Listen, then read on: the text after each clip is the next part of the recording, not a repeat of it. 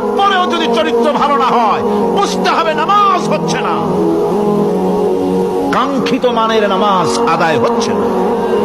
আবার শুনুন, রাসূল বলছেন, যার নামাজ তাকে পাপের কাছ থেকে ফিরাতে পারলো না, তার নামাজ নামাজ নয়, ওইটা নামাজ হয় নাই, যার জন্য তার পাপ থেকে তারে ফিরাইতে পারছে না। আর কিয়ামতের দিন বেনামাজিরা সবচাইতে বেশি অপমানিত হবে। সবচাইতে বেশি অপমানিত হবে কারা? বেনামাজিরা। কিভাবে? يوم يكشف عن ساق ويدعون إلى السجود। নামাজ পড়ার পরেও যদি চরিত্র ভালো না হয়, বুঝতে হবে নামাজ হচ্ছে না, কাঙ্ক্ষিত মানের নামাজ আদায় হচ্ছে না।